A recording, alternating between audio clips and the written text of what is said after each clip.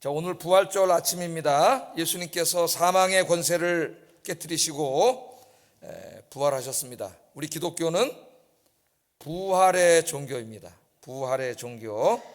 우리 인간의 삶은 이 땅의 삶이 다가 아니에요. 내세가 있습니다. 영원히 있습니다.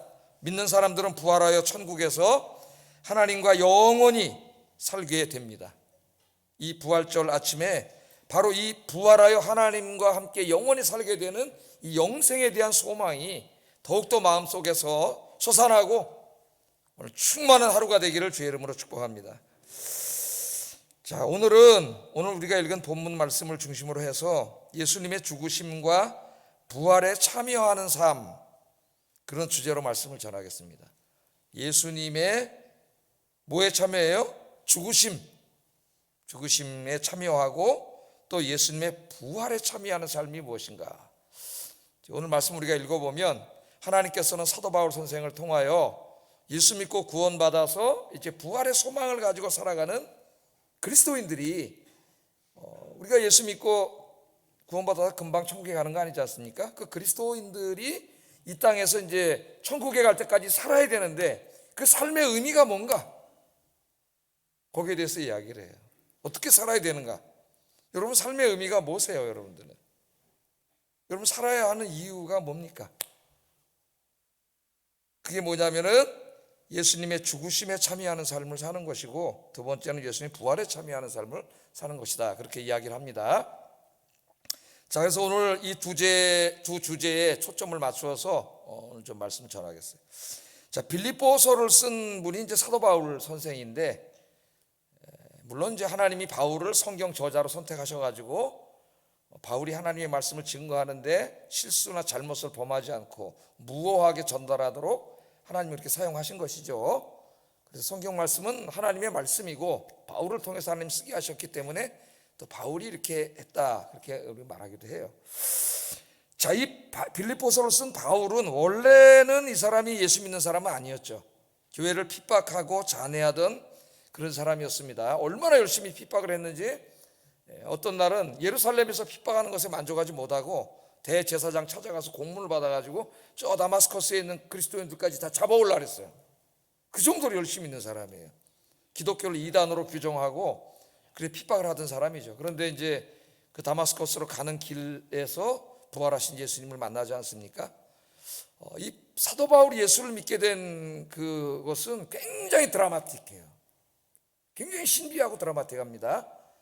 부활하신 예수님이 환상 중에 그를 찾아오셔가지고 사울아 사울아 네가 어찌 나를 핍박하느냐, 누구십니까? 난 네가 핍박하는 예수다. 이런 체험을 사도 바울은 하고 예수를 믿게 됐는데, 대부분의 그리스도인들은 그런 신비한 또 그런 드라마틱한 체험을 통해서 예수를 믿지는 않습니다. 어느 날 뭐 내 친구나 이웃이나 어느 가족 중에 한 사람이 전도를 해서 그 사람 따라서 교회 나와서 예배를 드리다가 어느 날 자기도 모르는 어느 시점에 마음속으로 예수님이 믿어지고, 그래서 어느 날 보니까 내가 예수님을 믿는 그리스도인이 되었고 11조도 하고 봉사도 하고 부활과 구원에 대한 소망을 갖게 되고, 이렇게 우리가 예수를 믿게 되는 거지, 사도 바울처럼 이렇게 정말 극적으로 예수님을 만나는 경우는 극히 드물어요. 뭐 요즘도 있을 수 있습니다만은 극히 드문 경우죠. 근데 사도 바울은 굉장히 이렇게 드라마틱하게 예수님을 만났어요. 그러니까 누구보다도 예수님에 대해서 아는 거죠. 예수님 직접 말했잖아요. 나는 네가 핍박하는 예수라, 이렇게 얘기를 해주셨죠. 사도 바울은 그때에서야 이 나사렛 예수가 로마의 정치범으로 십자가에 매달려 죽은 죄수가 아니고 이분이 바로 온 인류의 죄를 대신 짊어지시고 우리가 받아야 될 죄의 형벌을 대신 받으시기 위해서 십자가에서 우리 대신 죽으신 분이구나, 저분의 죽음이 속죄의 죽음이구나 하는 것을 사도 바울이 알게 됐죠. 그리고 이분이 3일 만에 부활하심으로 우리의 구원을 완성하신 분이구나, 이걸 바울이 알게 됐어요. 그러니까 누구보다도 드라마틱하게 이것을 알게 됐습니다. 그런데 오늘 이제 본문에 보면은 이렇게 하나님에 대해서 알고 있는 바울이 뭐라고 하냐면은 내가 예수 그리스도의 죽음과 부활에 대해서 더 알기를 원한다, 그렇게 얘기를 해요. 더 알기를 원한다. 10절 상반절 한번 읽어보겠습니다. 시작. 알고자 한다. 그렇게 얘기를 하죠. 여기 그리스도를 암과, 말씀을 잘 보세요. 내가 그리스도와, 안다는 말에 다 걸리는 거예요. 동사에 그리스도를 알기를 원하고, 이렇게 되는 거죠. 또 그 부활의 권능과 그 고난의 참여함을 알고자 한다, 그렇게 얘기합니다. 그래서 그리스도를 암과 부활의 권능과 고난의 참여함을 알면 같은 말이에요. 동격이에요. 그러니까 내가 예수 그리스도에 대해서 알기를 원하는데, 예수 그리스도의 무엇에 대해서 알기를 원한다는 거예요. 그의 죽으심과, 고난은 죽으심이죠. 그의 죽으심과 다시 살아나심, 거기에 대해서 알기를 원한다는 거예요. 그걸 모르는 게, 몰라서 한다는 게 아니에요. 이미 알고 있어요, 사도 바울은. 그런데 알기를 원한다고 말할 때는 뭔가 그 안에 있는 더 깊은 의미를 알기를 원한다, 그런 말이죠. 그러니까 이것은 우리도 그렇게 살아야 된다는 거예요. 더 깊은 의미. 여러분들은 예수님에 대해서 얼마나 알고 있습니까? 예수님의 부활과 십자가의 죽음에 대해서 얼마나 깊이 알고 있습니까? 우리는 예수님의 십자가가 나의 죄를 위한 대속의 죽음이고, 예수님이 부활하심이 모든 인류의 부활의 첫 열매라는 걸 알고 있어요. 이 부활절에 와서 예배 드리는 분들이 그걸 모르는 분이 어디 있겠습니까? 그 정도는 다 알고 있습니다. 그러나 그러한 지식 수준은 이제 예수님의 십자가와 부활에 대해서 가장 기본적인 것을 안 것에 불과해요. 기본적인 것. 기본적이면서 근본적이라고 할 수 있겠죠. 그걸 안 것입니다. 성경의 가르침과, 성경 66권의 가르침과 하나님의 구원 계획을 더 자세하게 분명하게 알려면 예수님의 십자가의 죽음과 부활에 대해서 더 깊이 알아야 돼요. 성경에 없는 것을 알려는 얘기가 아니라 성경 말씀을 통해서 깊이 알아야 돼요. 그래서 톰 라이트라고 하는 신학자는 이 부활에 대해서 더 알기 위해서 연구를 해가지고, 하여튼 그는 신학자니까 우리말 번역본으로 한 1200페이지에 이르는 부활에 대한 책을 썼어요. 또 예수님에 대해서 알기를 더 원해가지고 우리말 번역본으로 1000페이지가 넘는 예수님에 대한 글을 썼습니다. 저는 이제 몇 번은 그 책을 더 읽어봤는데, 더 깊이 그 십자가의 죽음의 의미, 그 주님의 다시 살아남의 의미, 그것이 오늘 우리에게 실존적으로 어떤 의미가 있고 또 종말론적으로 어떤 의미가 있는지 너무나 궁금해요. 더 깊이 알고 싶어요. 그래서 새로 나오는 신학책이 있으면 제가 모조리 사서, 모조리는 좀 과장된 말이고 거의 다 사서 읽습니다, 새로 나온 책. 그래서 최근의 학자들의 성경이 뒤처지지 않기 위해서 끊임없이 읽어요. 매일 읽고 공부하고.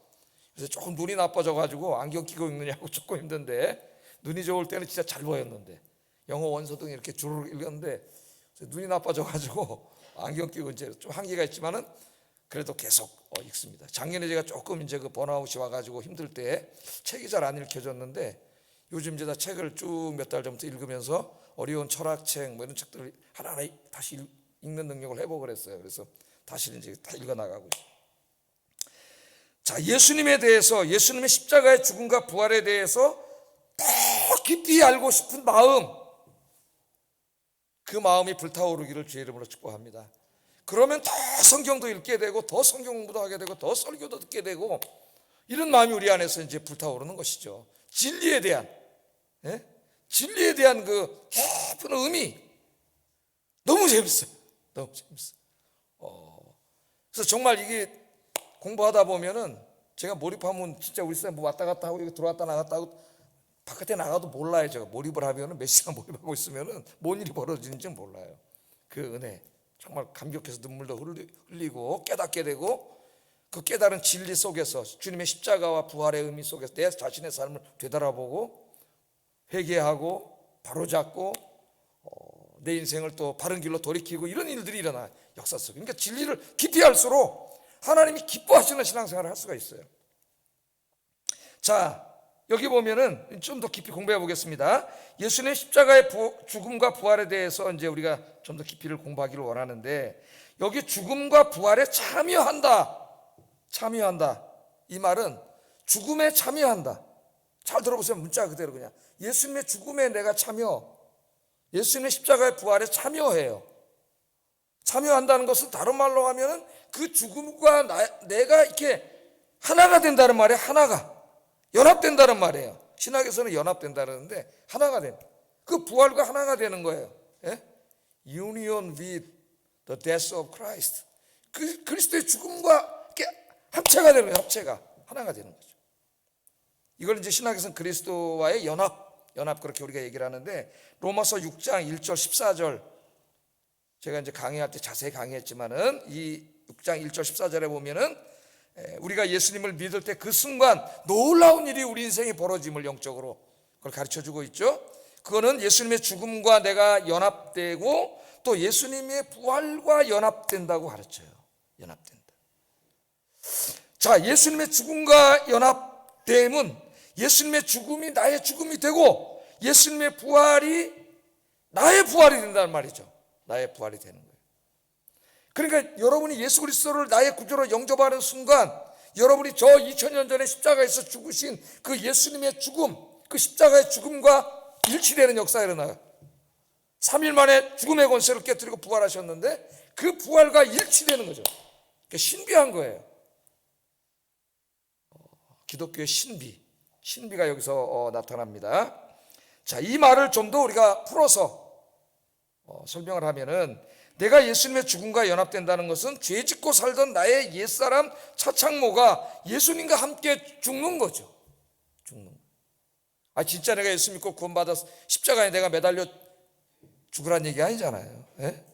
문자가 아니라 나의 옛사람 죄 짓고 살던, 예수님 믿기 전에 엉망진창으로 살던, 탐욕과 욕심에 사로잡혀 살던, 내 멋대로 살던, 세상 즐기면서 살던 그런 나의 옛사람 차창모가 십자가에 못 박아 죽었습니다. 죽었어요. 그리고 예수님이 부활하심과 연합됐으니까 다시 살아났어요. 이걸 이제 다시 태어났다고도 얘기하는데, 다시 살아났어요. 무엇으로? 하나님의 거룩한 자녀 차창모로 다시 태어난 줄로 믿습니다. 이건 저의 경험만이 아니라 예수 믿는 여러분들의 모든 이 경험이에요. 체험이고. 그러니까 이것이 바로 그리스도인의 아이덴티티가 되는 거예요. 정체성이 됩니다. 나는 이제 사탄에 끌려다니며 죄짓고 살던 옛사람 차창모가 아니고 예수님의 십자가의 은혜로 구원받은 하나님의 거룩한 차창모입니다. 그게 나 자신이에요. 나 자신. 이런 걸 이제 우리가 정체성이라 그러죠. 자기 정체성. 내가 누구인가를 분명히 알아야 됩니다. 내가 누구인가를 알 뿐만 아니라 늘 내가 누구인가를 자각하고 살아야 돼요. 그냥 알고 그냥 지나가는 게 아니라 내가 누구라는 걸 스스로에게 늘 자각시켜야 돼요. 그래야 하나님 앞에서 바르게 살 수가 있습니다. 바른 신앙생활을 할 수가 있어요. 아침에 눈을 뜨고 이제 여러분 거울을 보시잖아요. 출근할 때는 머리도 이쁘게 하시고 옷도 막 이렇게 딱 옷매무새도 이제 하시고 그럴 때 거울을 보고 여러분 독백을 하세요. 나의 옛사람 차창모는 예수님과 함께 십자가에서 죽었다. 나는 이제 하나님의 아들이요 하나님의 딸로 새로 태어났다. 너는 하나님의 거룩한 자녀 차창모다. 그렇게 외치고 나가시기 바랍니다. 그래 여러분, 세상에 나가서 안 믿는 사람들과 어울릴 때에 내가 누구인가를 생각하게 돼요. 내가 누구인가를. 그래서 세상과 구별되는 삶을 살 수가 있는 거예요. 이게 우리 그리스도인의 정체성입니다. 정체성.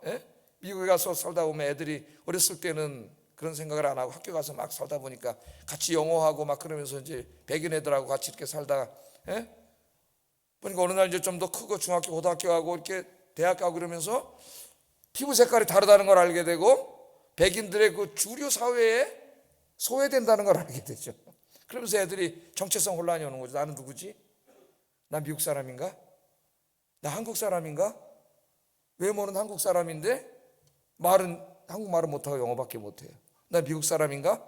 정체성 혼돈이 오다가 I'm not a Korean, I'm American. 그런 친구도 있고 나 미국 사람이야. 자기가 이제 한국 사람이라는 걸 깨닫고 거기서부터 이제 한국인으로서 사는 거죠. 자기가 한국 사람인 걸 깨닫는 순간 그의 삶이 바른 자리를 찾게 되는 거예요. 이게 마찬가지예요, 여러분. 하나님의 자녀로서의 분명한 자기 정체성이 있어야 세상에 나가서 그리스도인으로 살 수가 있는 거죠. 자, 우리는 이미 이처럼 예수님을 믿음으로 예수님의 죽음과 연합하여 죄짓고 살던 옛사람이 죽고 예수님의 부활과 연합돼서 의로운 새 사람으로 다시 태어남을 이미 경험한 사람들입니다. 맞습니까? 예? 이 놀라운 일이 벌어진 거예요, 여러분. 그러나 우리의 구원이 아직 완성되지 않았습니다.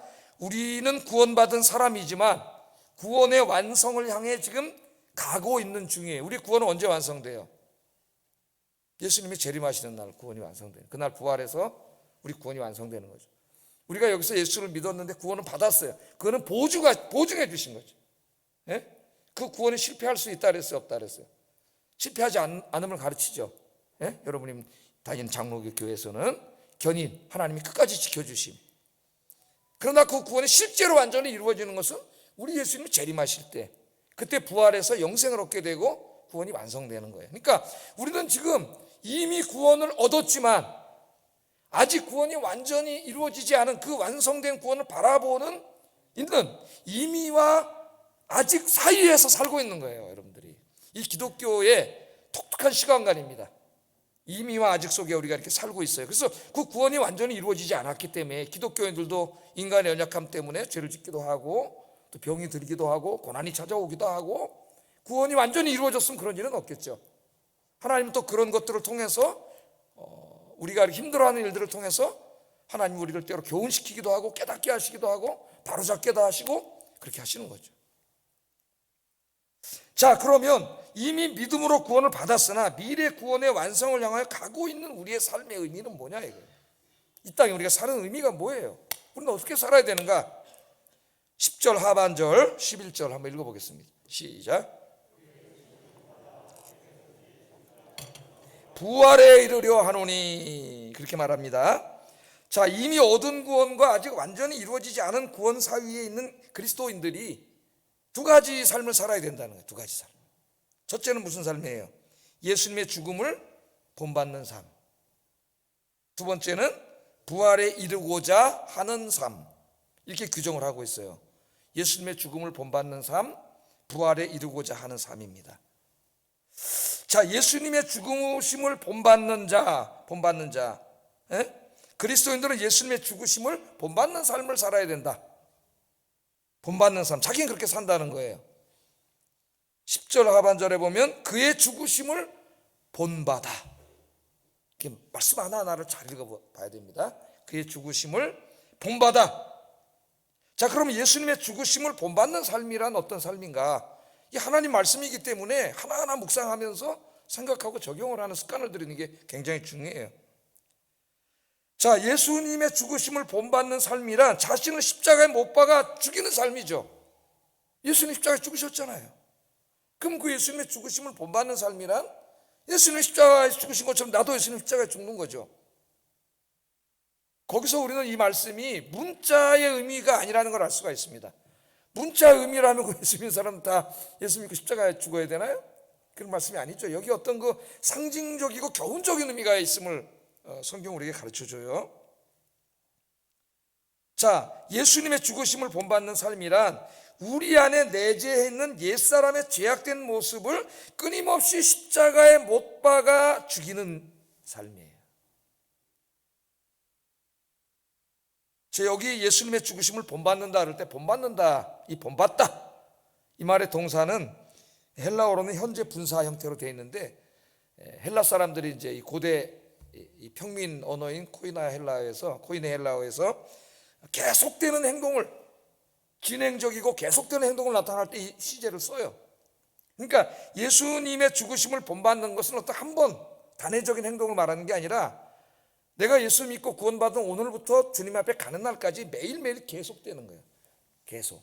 그러니까 매일 우리의 삶은 예수님의 죽으심을 본받는 삶을 살아야 되니까 나 자신의 이 죄악된, 이 부끄러운 죄악의 전제, 이 모습들을 끊임없이 십자가에 못 박아 죽이는 거죠.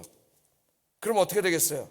계속해서 매일매일 못 박음으로써 그런 죄악의 잔재들이 점점 줄어들겠지. 죄악된 모습이 축소되는 거예요. 축소.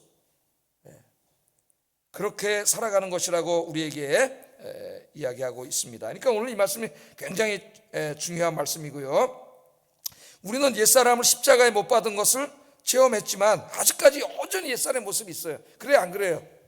저도 목사이지만은 구원이 아직 완전히 이루어지지 않았기 때문에 이미 신학적으로는 새 사람으로 태어났다고 선언했지만 그 옛사람의 잔재가 계속 있어가지고 사람들을 통해서, 환경을 통해서 계속 막 올라오죠, 이게. 예?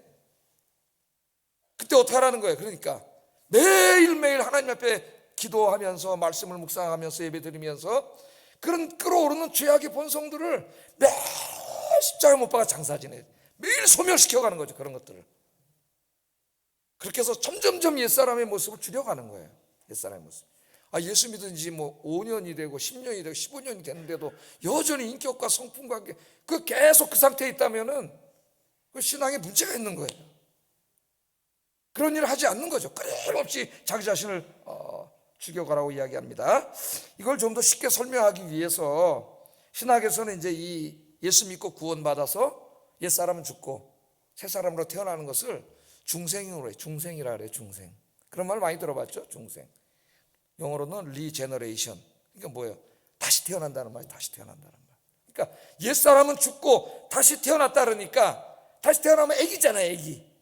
비유적인 표현이죠. 그래서 우리가 예수 믿고 구원받았을 때 새 사람으로 태어났지만 모든 게 미숙한 어린아이, 우리의 인격과 신앙이 다 그 어린아이와 같아. 아직까지 죄악의 잔재, 세상의 잔재들이 많은 사람이죠, 우리들이. 그래서 그것들을 이제 어떻게 돼요? 점점 주님 앞에서 소멸시켜가는 거예요.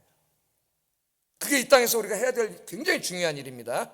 옛사람의 모습들이 점점. 그래서 예수 믿고 신앙의 연조가 이제 길어질수록 그 죄악의 잔재들이 자꾸 없어져야지. 이거 계속 나오면 신앙생활을 하지 않는 거예요. 이게. 그래서 사도 바울 같은 위대한 사도도 고린도전서 15장 31절에 보면은 나는 날마다 죽노라 그랬습니다. 나는 날마다 죽노라. 여러분, 죄악의 본성이 부부간에 이야기할 때도 확 튀어나오고, 부모 자식 간에 얘기할 때도 튀어나오고, 교회 안에서 다른 성도들과의 관계 속에서 튀어나올 때, 그것들 늘 기도하면서 묵상하면서 주님 앞에 회개하고 철저히 하나씩 그 도덕적인 품성, 인격적인 품성, 이런 것들을, 이 죄악된 모습들을 십자가에 못 박아 매일매일 조금씩 소멸시켜가는 여러분 되기를 주의 이름으로 축복합니다. 그게 죽으심을 본받는 삶이에요. 죽으심을 본받는 삶. 그 다음에 두 번째는 뭐예요? 부활의 영광에 이르는 삶이라 그랬습니다. 부활의 영광에 이르는 삶. 11절에 보면 어떻게 해서든지 죽은 자 가운데 부활에 이르려고 한다. 어떻게 보면은 이상한 말이 됩니다. 이해가 잘 안 돼요. 부활? 부활은 내가 죽었어. 그런데 하나님의 권능으로 다시 살려주는 거 아니에요. 화장해가지고 다 어디 재로 뿌렸는데 하나님이 그것들을 모아서 새로운 몸으로 부활시켜 주신다는 거 아닙니까? 새 몸으로. 아니 그거를 근데 바울이 뭐라 그래요? 그 부활에 내가 이르려고 한다 그러니까, 아니 그걸 우리가 어떻게 노력으로 이룰 수 있는 일인가? 할 수 없는 일이잖아요. 이 말씀을 읽을 때 좀 이상하다 이런 생각이 들어야 되지. 성경을 읽으면서 그냥 막 지나가면 안 되고.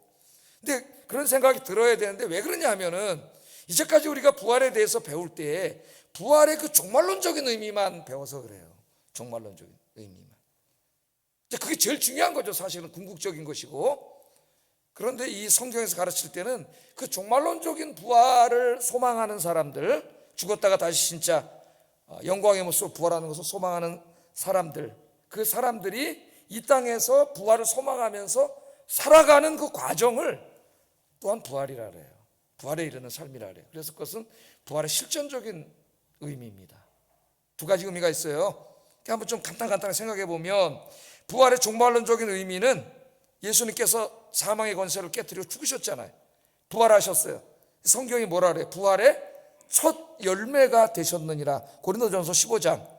언젠가 제가 다시 한번 그 고린도전서 15장을 한 3주에 걸쳐서 다시 강의를 하려고 합니다. 상세하게 구원론과 이 부활에 대해서. 자, 부활의 첫 열매가 됐다고 선언을 해요. 그 첫 열매가 됐다는 게 뭐야?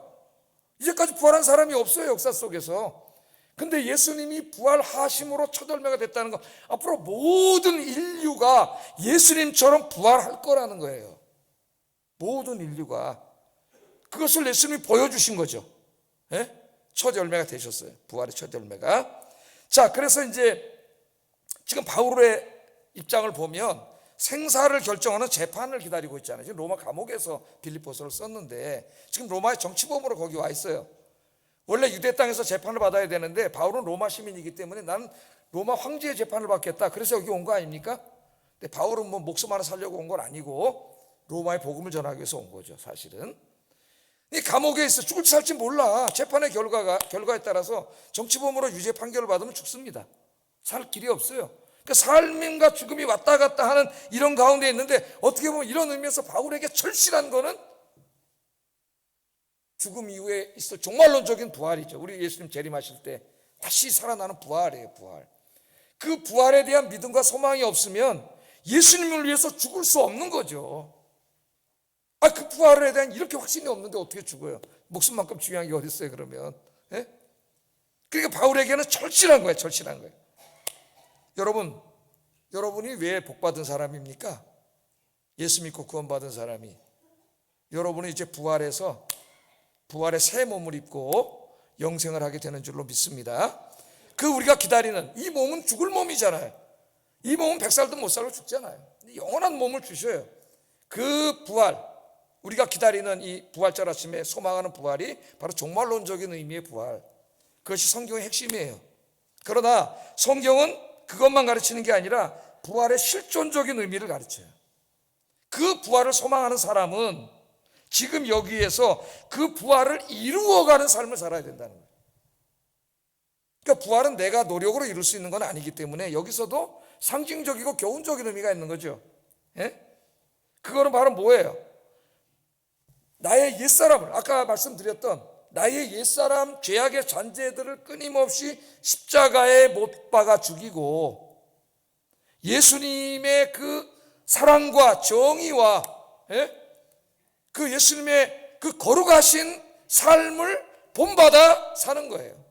그러니까 죄악의 잔재는 계속 십자가에 못 박아서 축소시키고 예수 그리스도의 사랑과 정의와 거룩한 삶을 계속 내 안에서도 이렇게 성장시켜가는 거죠. 내 안에서 도덕적으로, 인격적으로. 그것을 부활에 이르러 가는 삶이라 그래요. 부활에 이르러 가는 삶.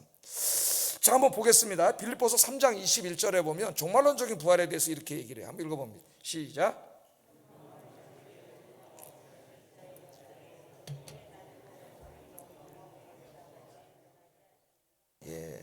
아멘. 이 자유주의 신학자들이 가톨릭의 또 상당한 신부들 이런 사람들이 종말론적인 부활을 믿지 않는다고 공공연하게 얘기합니다. 그러면서 죽은 자가 다시 살아나는 게 말이 되냐? 그거는 고대의 언어고 고대의 세계관이다. 현재는 21세기에 맞는 실존적인 언어로 바꿔야 된다.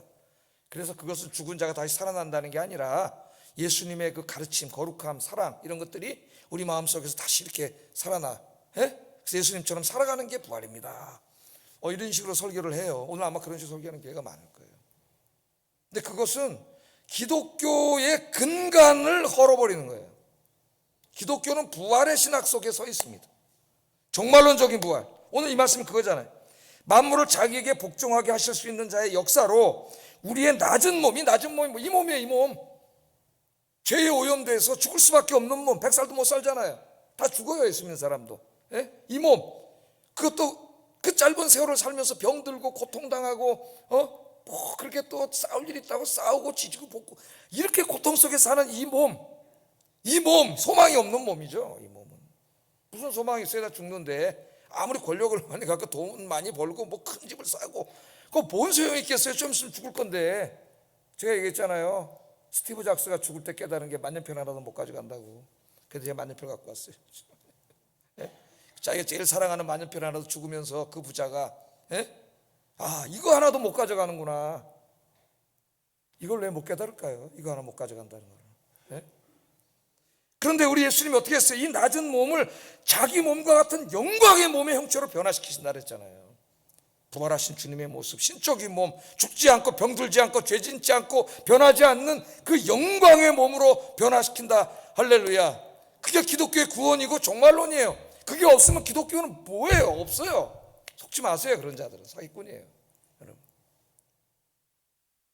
자, 이 부활을 우리가 우리는 그 부활을 소망하면서 사는데 단지 그거를 소망만 하고 살아서는 안 된다는 겁니다. 하나님의 말씀은 그 부활의 그 영광의 몸, 그 영광의 몸에 이르는 삶을 살아야 돼.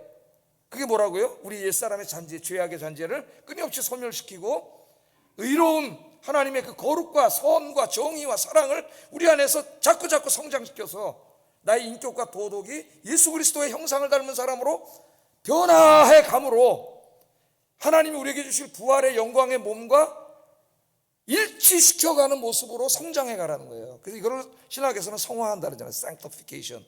성화. 예? 이 성화해 가는 거예요. 성화해 가라. 그게 부활에 이르는 삶입니다. 부활에 이르는 삶. 자, 이렇게 우리가 부활에 이르는 삶을 살아서 예수님이 하나님께서 주실 부활의 영광의 모습에 가장 근접하게 이르도록 100% 완전할 수는 없어요. 인간이 이 땅에서 근접해서 이루도록 사는 거죠. 그래서 산상설교의 말씀도 주신 거예요. 그렇게 살아야 된다고 도덕적으로. 지금 우리가 공부하다 잠깐 중단하고 있는데 그렇게 우리가 살아가야 되는 거예요. 예? 우리가 이 세상의 삶을 다 마치면 이제 하나님 앞에 서야 됩니다. 우리가 하나님 앞에 서면은 하나님의 백보자 심판을 받아요. 재판을 받는 거예요. 재판을. 그러니까 우리가 한평생 살아온 모습들이 하나님 앞에 쫙 다 드러납니다. 우리가 은밀한 곳에서 행한 행동, 은밀한 곳에서 한 말들이 지붕에서 떠드는 소리처럼 크게 들린다 그랬어요. 예수님 이렇게 말씀하셨잖아요. 다 드러나게 되는 거예요. 거기에 따라서 이제 우리가 재판을 받게 되는데, 자, 우리 믿는 사람들로 우리가 국한을 해봅시다. 우리가 하나님 앞에 다 서는 날에 서게 돼요. 우리가. 그런데 이 하나님 앞에 서는 그날의 그 순간의 모습은 다 다를 거예요.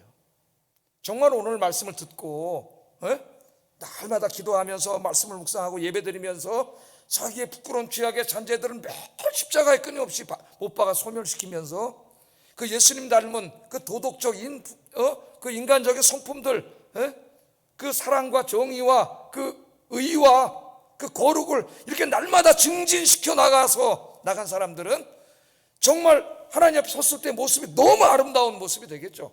도덕적으로, 인격적으로. 하나님께서 얼마나 칭찬해 주시겠어요. 아마 천군 천사들과 함께 박수를 쳐줄 것이고 그 이름이 하늘의 별처럼 빛날 것이라고 하나님께서 말씀해 주셨습니다. 하나님 앞에 다 드러나니까요. 그런데 오늘 말씀을 듣고도 이런 일에 관심을 갖지 아니하고 교회만 왔다 갔다 했지 그냥 이런 자기 어떤 도덕적인 품성이나 인격이나 이런 데 관심을 갖지 않고 계속 그렇게 살면 하나님 앞에 섰을 때 얼마나 부끄러운 모습으로 그냥 애기의 모습으로 설 거 아닙니까 여러분. 애기의 모습으로. 그 부끄러운 모습으로 어떤 사람 거룩한 모습으로 서 있는데 부끄러운 모습으로 쓸 거 아니에요. 그래서 사도 바울이 뭐라 그랬어요. 부끄러운 구원을 받는 자가 있다. 부끄러운 구원을 고린도전서 3장 15절 한번 읽어보겠습니다. 시작. 아멘. 구원은 받되 정말 믿었다면, 그러니까 정말 믿었다면입니다. 정말 믿었다. 엉망진창으로 한 사람이 믿었을 리가 없어요. 근데 정말 믿었다면 그 말이에요. 믿었다면 구원은 받아. 그런데 불 가운데서 구원받은 것 같은 구원을 받는 사람이 있다는 거예요. 네? 그 상급 이론을 반대하는 신학자들도 이 말씀에 와서는 막혀 말을 못해요. 불 가운데서 여러분 불이 났어요 집에. 그래서 막 살려주세요 그러다가 이제 구원 뛰쳐나와서 소방대원들이 데려와서 얻고 나와가지고 나왔다 생각해 봅시다. 구원을 받았어요. 그러면 어떻게 되겠어요? 그 모습이 막 머리는 불에 그실리고 막 타고 얼굴에 껌댕이가 묻고 옷도 막 타다 말고 아주 그런 모습이겠죠. 거기다 비유를 하고 있는 거예요. 하나님 앞에 선 그런 도덕과 그런 인품의 모습이 형편없는 모습인 거죠. 부끄러운 모습. 그걸 부끄러운 구원이라 그래요. 그런 모습으로 하나님 앞에 서지 않도록 오늘 이 말씀을 주신 겁니다. 우리 하루하루의 삶의 의미가 뭐냐? 이 땅에 살아있는 삶의 의미가 뭐냐? 하나님 앞에 설 때에 그 하나님 주실 영광, 그 영화라 합니다. 구원이 완성된 것을. 그 영화의 모습에 이르는 삶이에요. 근접해가는 삶. 그게 우리의 소명이에요. 이 땅에서. 하나님께 우리가 드릴 가장 중요한 예물이 뭔지 아세요? 여러분 자신이에요. 여러분 자신. 무슨 돈이나 이런 게 아니에요. 내 자신입니다. 나의 인품과 나의 도덕, 영적인 나의 모습이에요. 그 모습이 하나님 보실 때에 아름다운 모습으로 설 수 있도록 오늘 지금 이 땅에서의 삶, 그것을 준비해가는 것, 그것이 우리의 소명이라는 것, 그게 제일 중요한 소명이라는 것 잊으면 안 됩니다, 여러분. 이것을 잘 가르치지 않고 강조하지 않기 때문에 오늘날 기독교는 이렇게 많아도 하나님의 영광을 가리고 있는 거예요. 정말 우리 그리스도인들이 이 하나님의 뜻을 깨닫고 이렇게 산다면 어떻게 될까요, 여러분? 이 세상이. 이 말씀을 하면서 마지막으로 바울이 이렇게 당부를 하고 있어요. 12절, 14절 한번 읽어보겠습니다. 시작.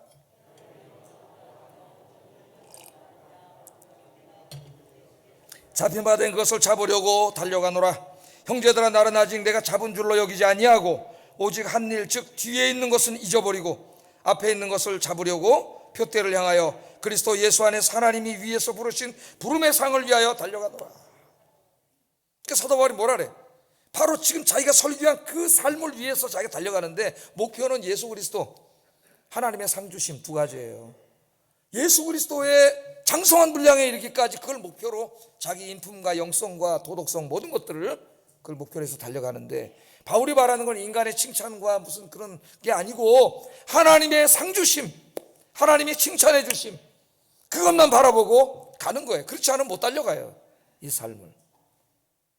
그 표대를 향하여 달려가노라. 이것도 매일 달려가는 거예요. 바울은 뒤돌아보지 않고 오직 표대인 예수 그리스도를 바라보고 하나님의 상주심만 바라보고 달려간다고 얘기합니다. 달려간다고. 자신이 어떤 사람이 나는 이만하면 됐어 라고 말할 수 있는 사람은 아무도 없어. 그 사람은 교만한 사람이고 그런 생각을 가졌다는 자체가 아직 멀었다는 증거예요. 자신을 온전히 이루었다고 말할 수 있는 사람은 없습니다. 우리가 어디에 이르렀든지 이 생명 다할 때까지, 건강이 허락할 때까지 하나님의 상주심을 바라보면서 예수님의 그 완전하신 도덕성과 인품과 영적인 모습을 바라보면서 그걸 목표로 해서 매일매일 자기의 부끄러운 옛사람을 십자가에 못 박아 소멸시키고 예수님이 보여주신 그 의와 거룩과 사랑의 삶을 점점 더 실천하면서 증폭시켜 그렇게 살아가시는 저와 여러분 되기를 주의 이름으로 축복합니다. 그러면 예수 믿은 오늘과 내일이 다르고, 왜? 매일 그렇게 사니까 한 달 후가 다르고 1년 후가 다를 거예요. 그래서 신앙의 연주가 길어질수록 그 모습이, 그 도덕과 인품, 영적인 모습이 예수님과 닮아가야 돼. 거기에 성장과 성숙이 있어야 바르게 신앙생활을 하고 있는 거예요. 저와 여러분이 오늘부터 우리의 삶의 의미가 거기에 있다는 것, 그게 바로 우리의 소명이라고 하는 것 잊지 마시고 그렇게 살아가기를 주의 이름으로 축복합니다. 기도하겠습니다. 자, 오늘 말씀을 기도 제목으로 좀 만들어 봤습니다. 죄 짓고 살던 옛사람을 십자가에 장사 지냈고 하나님의 거룩한 자녀로 다시 태어났다는 것을 분명히 깨닫고 늘 자각하며 살게 하소서. 내 정체성. 두 번째, 옛사람의 부끄러운 죄악의 잔재들을 날마다 십자가에 못 박는 삶을 살게 하시고 하나님의 거룩한 자녀로서 의로운 새 사람의 삶을 살게 하소서. 세 번째, 하나님 앞에 섰을 때 나의 영적, 도덕적, 인간적인 모습이 가장 아름다운 모습으로 서게 하여 주시옵소서. 기도하겠습니다. 사랑하신 아버지 하나님, 감사합니다. 오늘 이 부활절 아침에 바울의 고백, 나는 예수님의 죽으심을 본받고 부활의 권능에 이르는 삶을 살고자 한다. 너희도 그렇게 살아라. 이 말씀을 우리에게 주셨습니다. 이 말씀을 우리 가슴에 새기고 하나님께서 마지막 때에 재림하셔서 우리 주님 재림하시는 날 우리에게 주실 영광의 부활의 몸을 소망하면서 오늘 이 땅에서 나의 죄악된 이 부끄러운 모습을 날마다 십자가에 못 박아 소멸시키고 주 예수 그리스도의 이 거룩과 의와 사랑의 이 삶을 점점 증가시켜서 예수님 닮은 작은 예수로 살아가는 저희들이 되도록 하나님께서 인도해 주시옵소서. 예수님 이름으로 기도드립니다. 아멘.